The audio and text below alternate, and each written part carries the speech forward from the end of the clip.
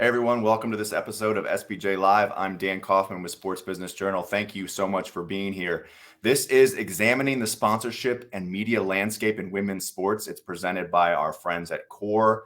Thank you all for being here. We'll get right into it very quickly, but as people start to trickle in here, there's a few logistics that I go over for every episode of SBJ Live. And so if this is not your first episode, I apologize. Just bear with me because I want to make sure everyone knows how we like to have these things go. The most important thing is that we want you interacting with us. This is a talented and very professional panel that we have up here, but we can't do it all by ourselves. We want interaction from the audience, and it makes for a much better episode if we have your interaction. So what does that mean? In the chat bubble that you see on the lower right-hand side of your screen, you can say hello and tell us where you're coming from and who you are. And I see we've got some people introducing themselves already, which is fantastic. Do that. And then if you see people who you know, message them and say hello. We really encourage it, so don't hesitate to do that. Right next to the chat bubble, there's a questions bubble. That's where we want your questions.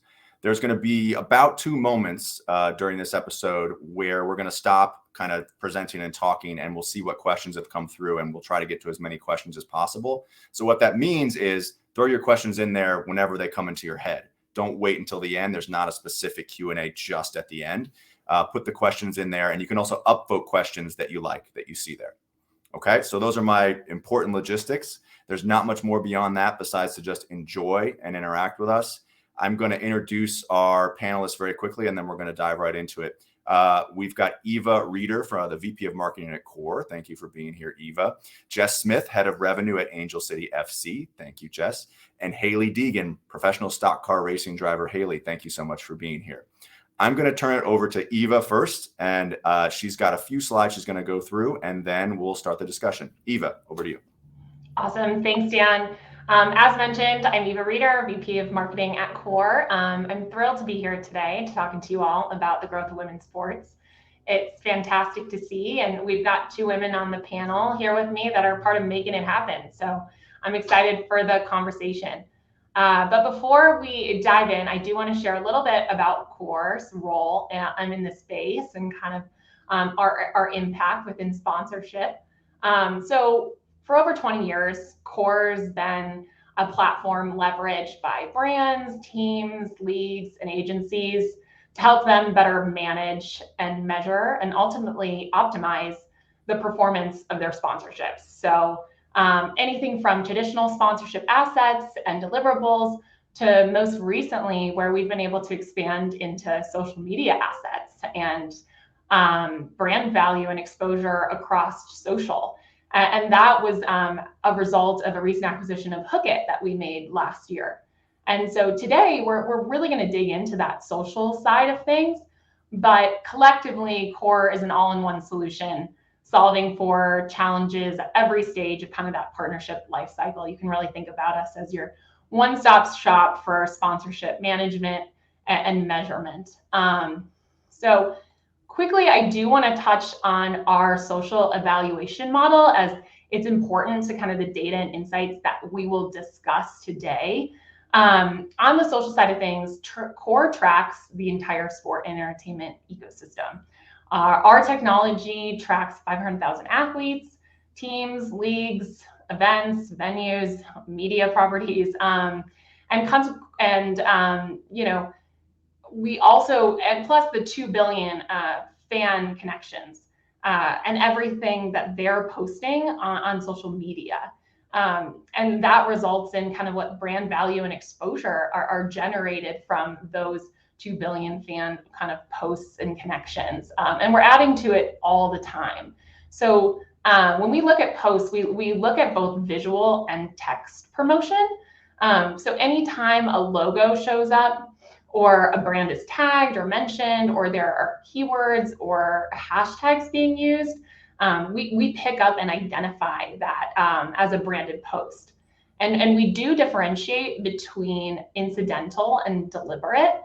So incidental meaning, there happens to be a brand logo in the background versus a post that's clearly being promoted by a sponsor or brand. But really there's 6 key factors that go into valuation.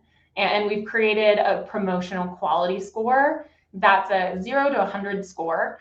And that is where we really can help organizations gain insights and improve what they're doing, because we analyze things like logo size, clarity, timing of brand presence, if it's a video, actionability, visibility. So those factors are what we use to identify promotion score.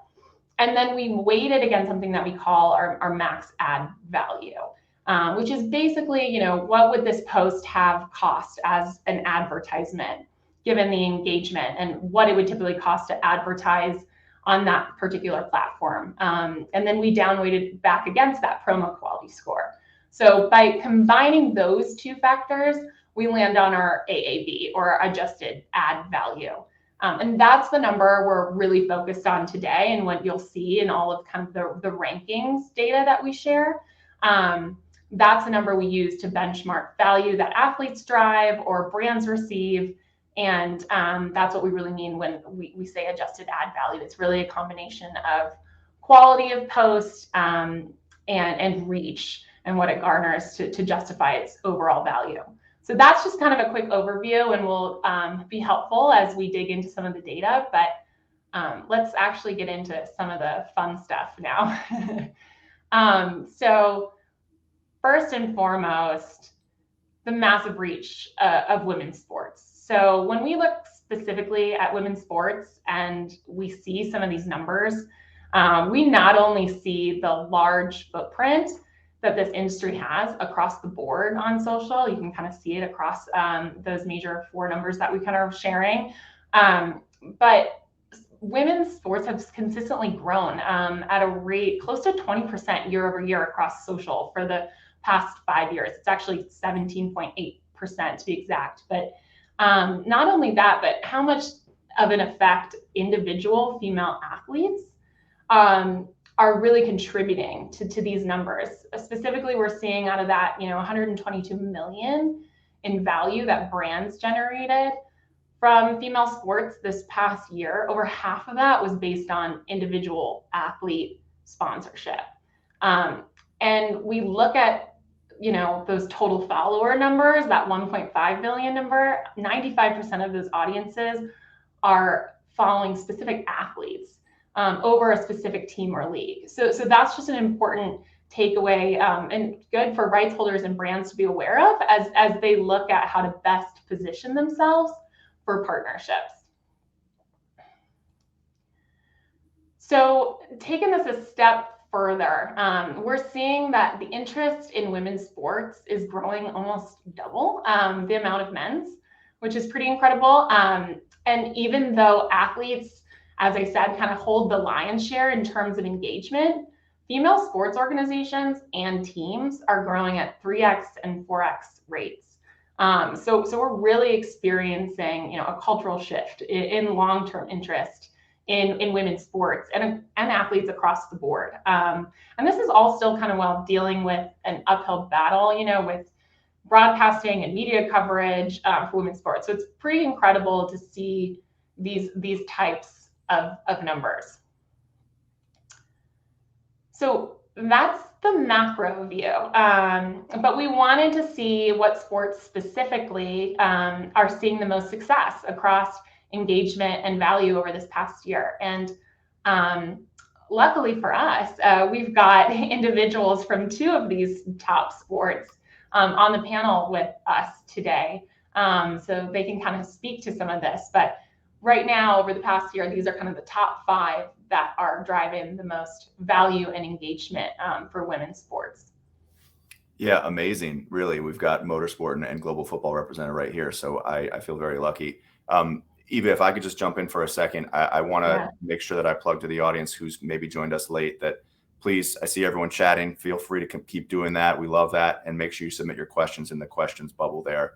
Don't wait till the end to submit them. And in particular, just a heads up that Jess has to leave around the half hour, 35-minute mark. So around 1:05 Eastern, 10:05 Pacific time. So we're going to get to Jess as much as possible before she has to go. And make sure you get your questions in for Jess if you've got them. But Jess, I do have a question. When you look at this and you see global football as number 1, women's top sports, And then the prior two slides kind of talked about the trajectory that we're on and how fast it's growing. Are we doing everything as a sports industry collectively to make sure that that growth continues to get closer and closer to what we see for men's global football? Great question. The answer is no, if I'm being honest. I think some are, but not everyone is. I think the actuality is that women's sports, and it's not just global football, is a different product than men's sports. And that's its strength, right? Women's sports is a mix of sport and purpose and pop culture. And how you build your assets around that, how you invite your community in to be a part of that, is different and should be treated differently, and then sometimes even measured differently with what the empathy, with what the value set means, especially at this point in time. I think Eva hit it spot on in the data point, also showing that the consumer brain is different now, and social media has done this for years, but it's now very apparent through data, where athletes are the first thing that people will follow, then teams, and then the league. So very similarly, as an industry and as those looking to monetize it, when you're thinking through the traditional revenue streams like broadcast and merchandise, et cetera, the athletes have to have a seat at that table, right? Because of course the teams can be more powerful with the multitude of athletes, and the league even more so when you put all of them together. But being able to harness that differently than the traditional landscape that exists in men's sports is its superpower at hand. And I don't think everybody and every stakeholder has quite figured that out yet. And candidly, while we're seeing immense growth, there's still so much further to go. So while we are on this trajectory, ensuring that the stakeholders like broadcast, league relations, ownership groups, et cetera, continue to funnel in resource to meet the potential, we're early days. So it's incredible to see, because I think most of us can speak honestly and say that it feels like for the first time ever that this is the trajectory that will continue, that there are those long-term opportunities and investments coming in, but there's still a long way to go as well. Yeah, love that answer. Eva, should we jump to the next slide?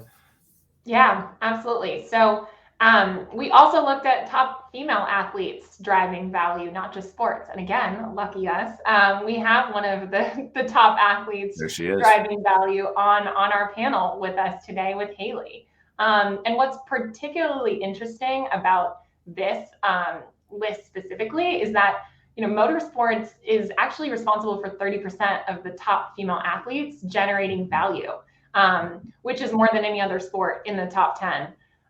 So, we'll pass it back over to you, and Dan and Haley, to talk a little bit about this. Yeah. I mean, and we just lost Haley. I hope she's coming right back, because it'd be tough. But I can tell you that, the interesting thing that I find here is the fact that motorsport is up there in the top 10 3 times. Global football is up there number 1, Jess, obviously, but only one athlete represented from global football, if I'm looking at it correctly. Haley, we got you back. Oh no. All right, she should be back momentarily. It does seem like she's trying to get here. There's a question that came in from the audience, and maybe this is a good time to shift to it, and then we'll see when Haley jumps back on if we can talk a little bit about her reaction to this. But Jess, maybe you can touch on this question, or Eva, you as well. It's from Frank Brown. Oh, there's Haley. All right. I don't know Haley, why it keeps disconnecting on me. Oh no. All right. So Frank, thank you for the question. I'll get to it in just a minute. But while we have you, Haley, 3 motorsport athletes here, including you. Did you know that? How do you react to that? Did you know that motorsport was the top 10, the 3 in the top 10? So because I'm friends with both those 2 people, 2 other girls. So I obviously I follow them on social media, and I actually grew up, Amanda, who's number 8. I actually grew up racing off-road trucks with her. So we got started in the same type of racing, which is super rare, very, very rare, especially that not many people come from off-road racing. So I'm definitely well aware of their social media following and presence out there in the motorsports world. Yeah. Were you aware, though, of the level of popularity of motorsport as compared to, say, at least from the data we see here, soccer, football? Yeah, I mean, I think because it's not separated, there's not a specific league for females in racing, that it almost maybe helps that a little bit and jumpstarts it a little bit more, because we're in the men's league. It's for everyone. And so if everyone's able to be a part of it. So I think because of that, there's a much bigger audience or at least like a broad platform for people to have something to grow off of, instead of just being sectioned male or female. Interesting. Thank you. All right, let's jump to the next slide, please. Yeah, so finally we did a ranking on top brands generating value within women's sports. So, you've got your usual suspects here with Nike and Adidas, Emirates, Red Bull generating top value for their brands. But it's interesting to see brands like Rogue, Free UK also, clutching these kind of top spots. Rogue is really a result of the rise and cultural phenomenon that's taking place with functional fitness and fitness influencers. Rogue is a fitness and gym and equipment brand. And then 3UK gains almost all of their value from their single shirt sponsorship with Chelsea FC.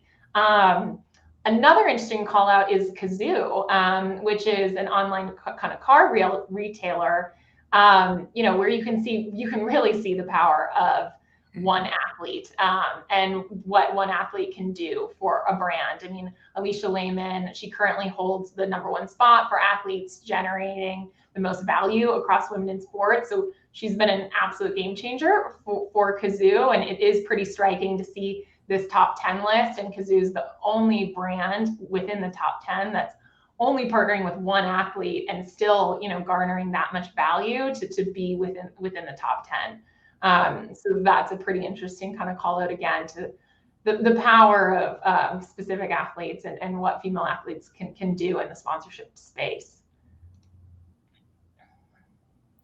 Before we get here, maybe let's go back to Frank's question if we can, Eva. But you can flip the slide. Let's just let Frank get his voice heard here. Frank, thank you for the question. If you've got questions, go ahead and submit them, especially if they're for Jess, because unfortunately we've got her for another 15 minutes or so.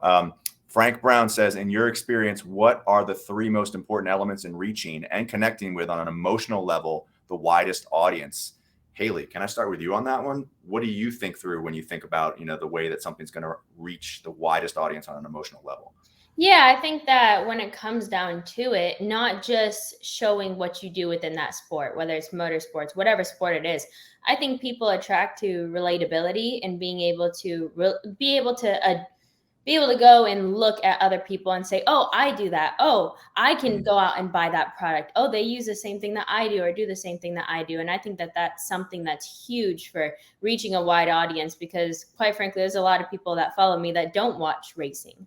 And they follow me because of other aspects of my life, whether it's driving off-road vehicles in my front yard, or it could be me posting about my dog, or whatever it is. I think that showing people your true life and the reality of what you do day to day, being open with that, sharing your journey, whether the highs, the lows, something that people can relate to and not just feel like you're a cardboard cutout with followers and posting these things that are just super plain and boring.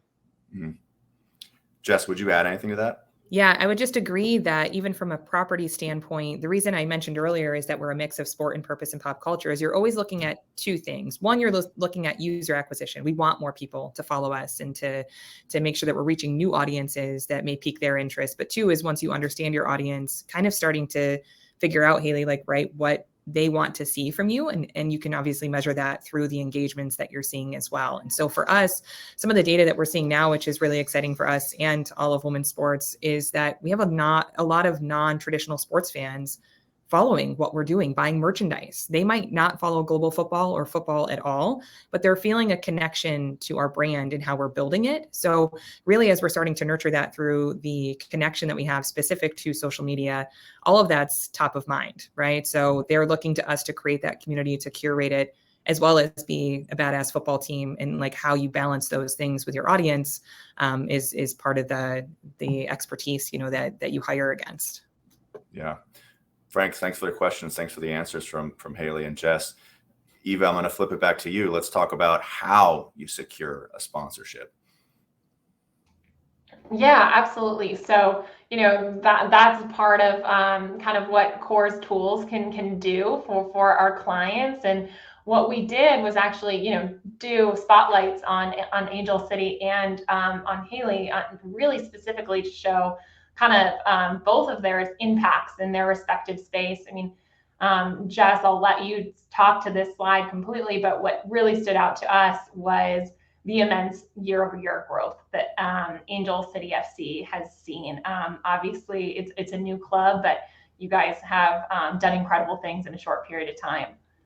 No, thank you. How we approached our partnerships enabled us to create content that was really genuine to our fans and candidly invite our partners in to be part of something greater.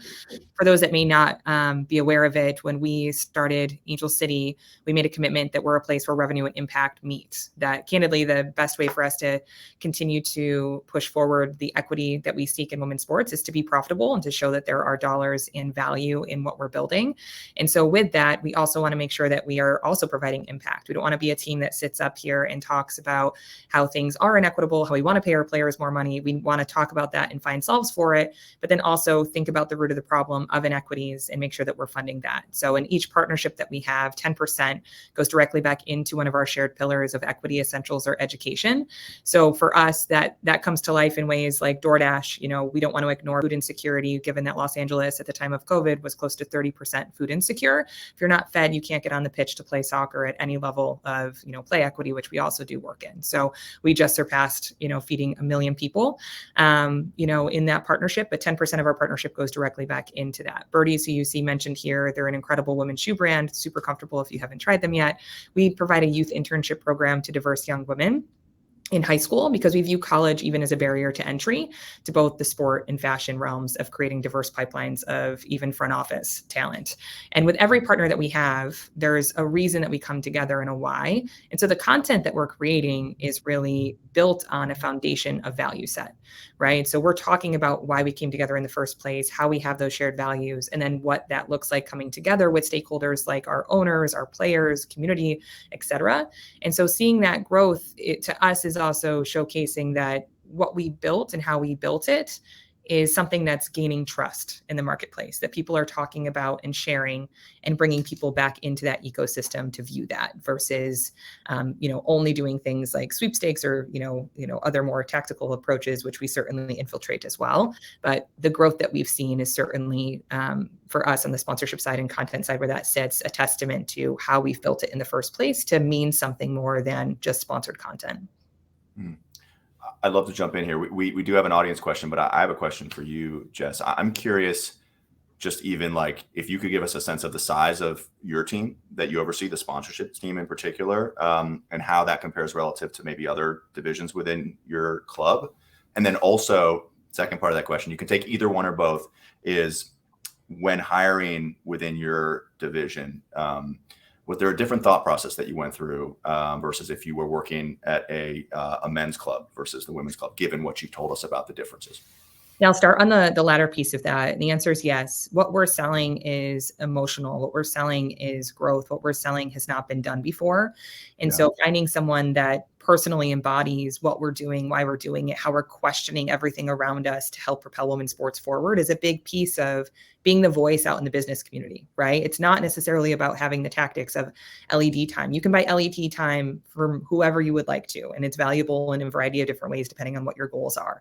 Why you would partner with Angel City or within women's sports is a different thing that everyone is working toward together. So having somebody or those on our team understand that and be able to talk about that while also having the finesse of understanding the sponsorship world and connecting those is really important. So definitely a different approach versus just, hey, how's your sales record, right? And like coming in and who's your Rolodex and what are your connections? I'd say the other side is we're finding a lot of success. And I think women's sports, again, like one of the differentiators is working with brands that have never done quote unquote sports sponsorship before, right? I think there is so much more room at the table with the consumers and through the athletes of seeing what those brands are that aren't just the traditional insurance and QSRs, et cetera. While those are very important clients to us, it also opens up another door of who hasn't been invited in to learn about this and see what the value could be moving forward.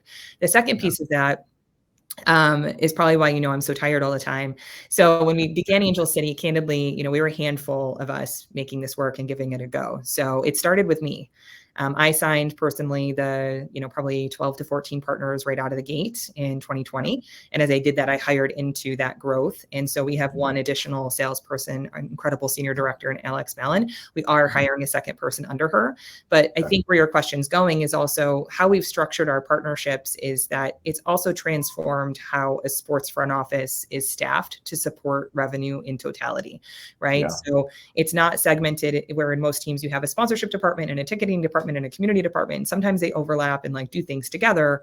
Ours is, because everything is thread through revenue and impact together, we need the content team to basically be staffed to, make sure they're integrating these partnerships just as we would a PM team. We need a community team. We have, we have a member on our community team that speaks directly to our clients as they're bringing these programs to fruition as well. So we certainly look at resources in other departments versus just in sponsorship. I think non-traditionally compared to the men's teams, at least I've had an opportunity to work for. Yeah, great. Thank you. And on the next slide, am I right that Eva, we talk a little bit about okay, we're going to jump to Haley. Sorry. Before we do that, let's go to an audience question, I think, if we could, because it's a really good one and it's going to tie everything together here. And it's one from Michael Jaquette. The question is this: the leagues and teams provide the platforms and infrastructure for the athletes to be featured and discovered. And then the leagues and teams then send audiences to the athletes' handles, maybe not directly, but certainly through TV and overall press coverage to them. How can leagues and athletes best work together on the pitch? Jess, I'll stick with you and then we'll jump to see what Haley thinks. I think this is going to all change soon. I think the Messi deal is a really unique point in time to see how that can all come together for everyone's benefit, right? Certainly he's going to have value. MLS is going to have value. Apple TV is going to have value, and how those entities and Adidas like coming together, make sure that they can find a solution for everyone's benefit is going to, I think, disrupt the world of sport in a really interesting way, similar to how you saw Jordan do it back in the day with his deal with Nike, right? Yeah. So I think that's a really interesting space to watch. I think at this point in time, it's really about making sure that everyone understands how they benefit from one another and what they get to candidly like monetize and how, right? Like right, wrong, or indifferent, wearing a logo on a jersey, that is on players, personal platforms as well, right? Like, so like those types of partnerships should be garnering more money because of how diverse its reach is compared to some of the founding level partnerships. And also finding ways for us, we build in revenue for content appearances for all of our players into every partnership that we have, because we think it's important that, the voices of our whole organization are a part of every partnership. Obviously the payers are paid to do that. And then we encourage separate endorsement deals as well. But I think the separate endorsement deals is going to be also a big piece of moving forward to be able to see those top, brands that are doing it well, really taking that to heart and finding the individual voices that represent their brand alongside the teams and the leagues too. Yeah. Haley, before I jump to you, Jess, if you have to drop, I want to make sure I thank you before you do. When you do drop, just give us a wave and we'll thank you for coming. So thank you very much, Jess, and best of luck with the rest of the season. I appreciate it. Yeah, Haley, to kind of I'm sorry, maybe we should jump ahead. Did you want to? I was just going to say, we've got this. Okay, if Jess, before you go, if you want to speak to this really quickly, this was kind of our conversation around, fan engagement and content creation. So these were the top 3 most engaged posts, most valuable posts, and watched posts for Angel City FC. Outside of these posts specifically, just curious to learn a little bit more about kind of the content strategy that Angel City has, given, how successful it's been. Absolutely. Our content strategy, not unlike anyone else's, is really about engagement, but then also always going back to reinstating what our values are. Our head of community puts this best in that every facet of our business, we're looking to invite people in to be a part of progress and change. It's never calling people out, but it's inviting them in. And social media is no different than that. And so we want them to feel a part of what we're doing, whether it's our investors, where you see Eva Longoria and Jen Garner there, having the time of their lives, celebrating a goal, which, rightfully so with their likeness, garners a lot of attention, pun intended with Garner. Way to go, Jess. Or we're talking through some of the athlete stories or watching their incredible feats on the field with a partner or without, with Johnny Walker, et cetera. So it's not, I think, anything indifferent to being reactive to what's happening in real time. And what you'll see is a mix of these posts. And I think when you get to the off season, what's really interesting is in following us, there's a lot more storytelling. There's a lot more community engagement. There's a lot more of us using our voice for non-soccer related things and making sure that we stay relevant that way too. We consider ourselves a 365 property, right? We have 14 games, at home. We have 28 games in total moving into next year. That said, when we are on our social media platforms, we're 365. Thank you, Jess. Really appreciate it. Virtual round of applause for Jess. Thanks so much for joining us. We've got plenty more with Haley. Don't go anywhere. let's see. A plug for questions. If you got questions, make sure you put them in the questions tab. Let's go back to this slide, Haley. Let's talk about your brand value, and I'll flip it over to Eva to kind of get us going here. Yeah, thanks, Dan.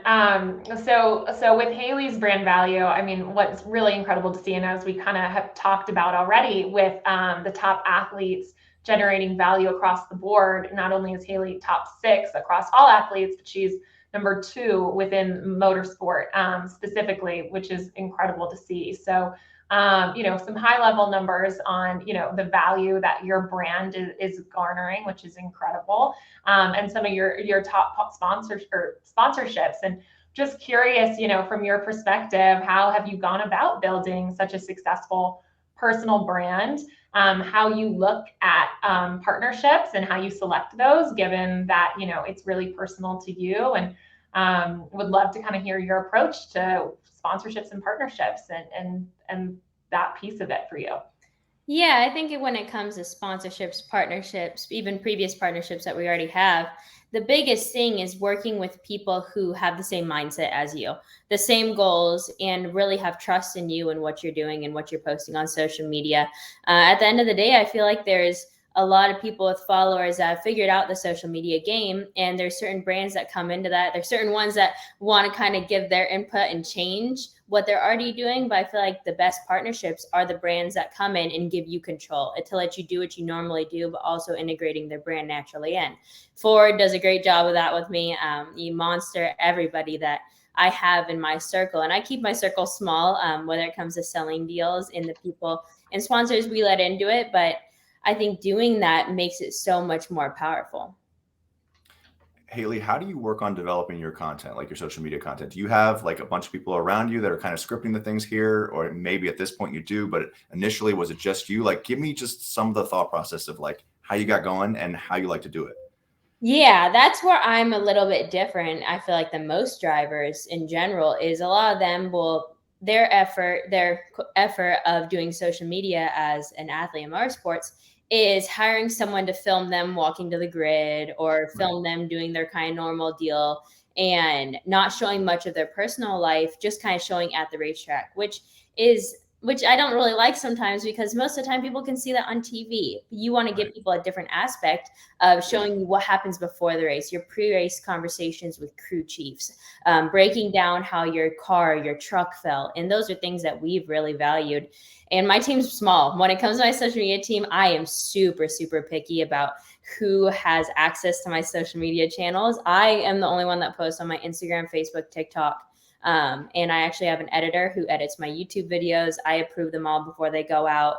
Obviously, with me filming and stuff at the track, I kind of know what to say at certain points so that it doesn't take away from my racing, but also gets the point across in our YouTube videos of what we're trying to accomplish. So it's definitely a small team. It's me and one other person, but I've had the options of having other people run it or produce the content and post it. But I have strayed away from that because I do not like other people posting on my social media channels. I want it to be true. I want it to be authentic. And I want it to really be able to show people that, like, hey, you can do this yourself. You don't have to have someone else do it for you. And look how much more powerful it is when you do it yourself. Yeah, love it. All right, should we go to the next slide, Eva? Oh, yes. Yeah, so this is diving back into that discussion around fan engagement and content creation. So Jess spoke to that a little bit, but Haley, would love you to kind of continue that conversation as well. These were your top posts kind of over the past year. Yeah. Go ahead. Sorry, I was just going to add something to that. I apologize for interrupting, but I was going to just say, like, I'd love to just hear really, like, when looking at your most engaged posts here, your most valuable posts, like, did you have a feeling going into it that this is going to be the good one? Or there's some that just surprised you and there were some that you thought were going to be great and they just did not perform, so to speak?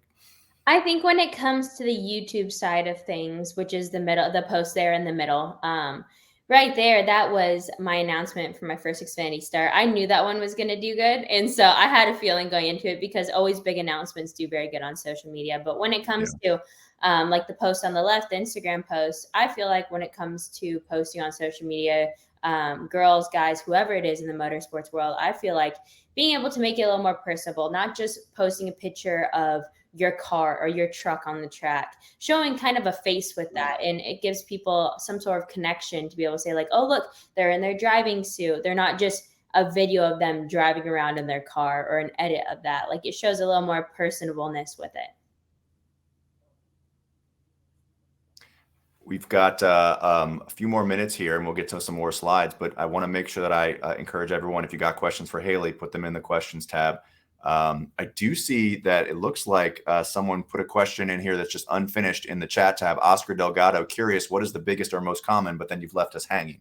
So Oscar, if you've got that question, pop it in the questions tab. That's the best place to do it. Let's see. Oh, Dan, I can actually read the whole question on my I can't see it. I'll go ahead then. So I can read it and answer to it, Oscar. Yeah. So his question was, what is the biggest or most common misconception about sponsorship and media landscape in women's sports? And I guess on my end, it's probably, that there is limited interest or limited engagement. And I think that's, some of the data that we were able to share earlier on this call is really counteracting that.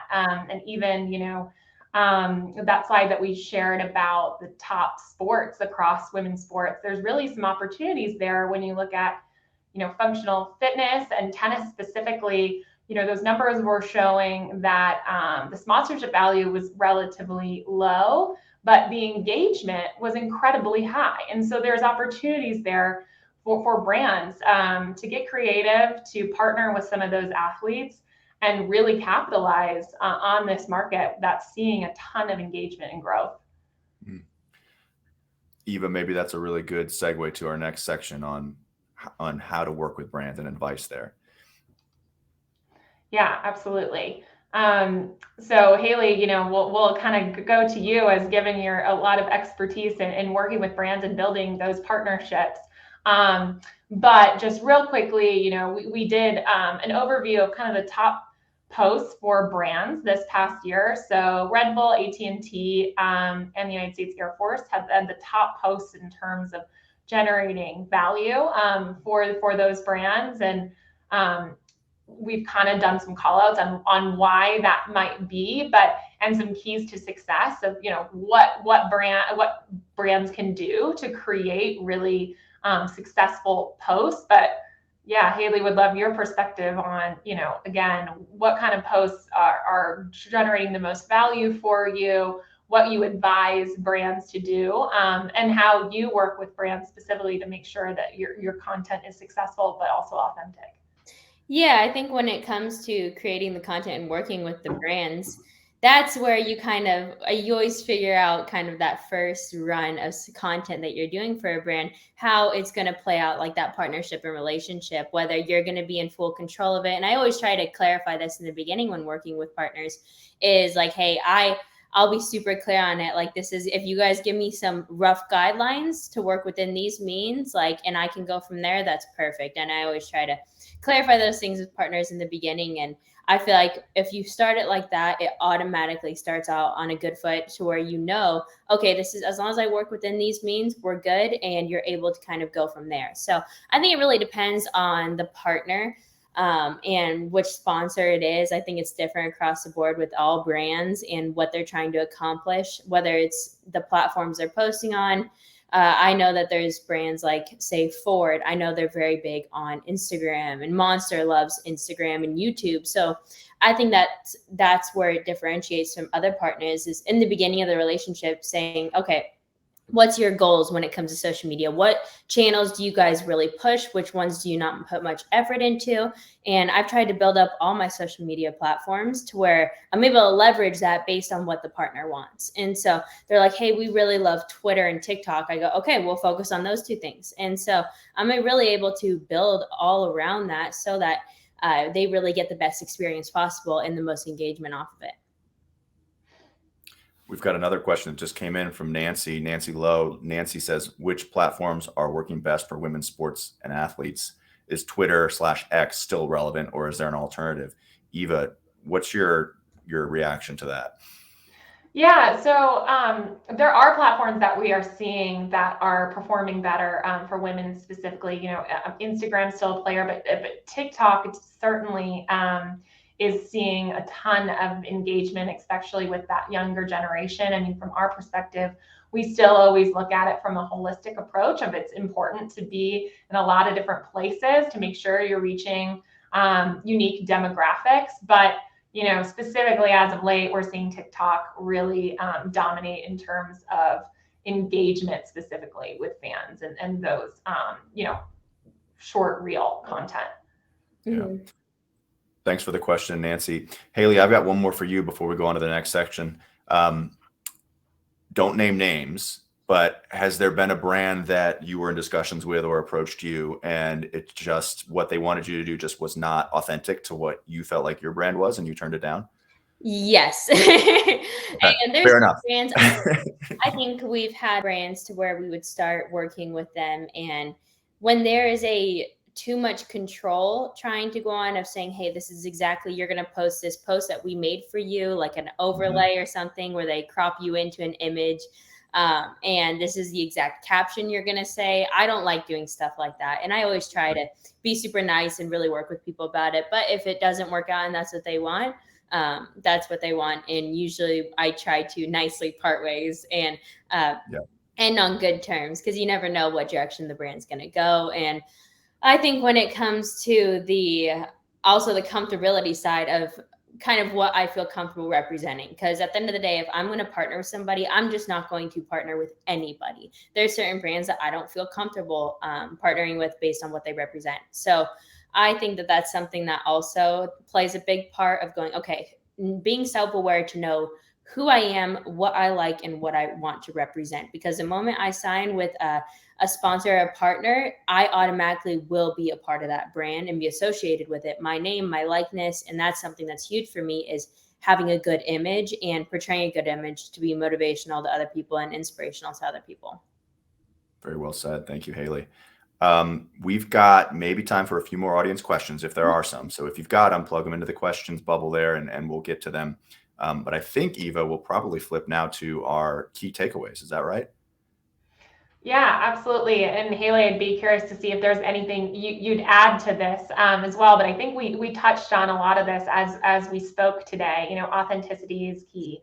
Haley spoke to that quite a bit about making sure that your partners or athletes' personality is really taken in consideration. If you're a brand looking for, really authentic, organic engagement, that's the way to go. Creativity and collaboration. A lot of those posts that we've seen, they're doing something different and unique, or they're funny. That really stands out. That gets people engaged. As we talked about with kind of platforms, making sure that you've got a multi-channel approach and that you're using different platforms to hit different demographics, and you're thinking about them as unique platforms. Like not all are created equal, and you might want to have different content for different platforms. Clear objectives, that's super important. Haley spoke to that as well. Making sure that your brand is coming to your partner with clear objectives of what you want a campaign to look like, what both parties are trying to get out of it. And actually, Jess was a really good representative of the social responsibility piece. Doing what you can with your platform to engage in important issues and try to contribute to positive change. That's really the audience right now specifically is really receptive to that and kind of expecting that more and more these days from brands. And then really curious to your perspective on this, Haley, as well. But, playing the long game, sometimes we see brands asking for 3 posts or 5 posts with a partner. And really that can only do so much, and really looking at these as long-term partnerships in order to garner that long-term engagement that you're ultimately searching for. It's important to kind of invest in your partners, be thoughtful about it, and make sure it's a long-term investment, because some of those, short, quick post here, post there, really isn't going to move the needle on a more sophisticated social media audience these days. Yeah, and kind of to go along with that, so I'm not afraid to hop into short-term partnerships if it's a brand that I really want to be associated with. Just because I know if I truly love the brand, use their product, and have the same values that they do, that we're going to accomplish something big together. And so I'm not afraid to hop into those short-term ones because I know it could potentially grow to a long-term one if everything is done right. So that's why I can't tell you how many partnerships I've had to where it was a 2 post deal and literally a month deal that we were able to do that turned into year to multi-year deals. And so I think that that's something that's super, super cool to do, is not being afraid to align with, say it's a brand aligning with an influencer or an athlete, that it could potentially grow into something else. And then when you learn about all the connections that, say, this athlete or influencer has, maybe there's something you guys can do on the B2B side to be able to get them in more stores, or say it's gas stations, whatever it is, to be able to create more revenue for the influencer to do more with and more posts for the brand, and just keep that kind of ball rolling. Well, Eva, I truly value your partnership with Sports Business Journal. Thank you to you and to Core for helping us put this together. We're going to end here. And Haley, a round of applause for you for taking the time, and best of luck with everything you've got left over your amazing career, which I'm sure is going to be even better than we've seen thus far. So thank you so much for everything. To the audience, thank you for being here. We do this nearly every week. So come back again. We've got another one next week, and I look forward to seeing you then. Thanks, everyone. Have a great day. Thank you. Thanks.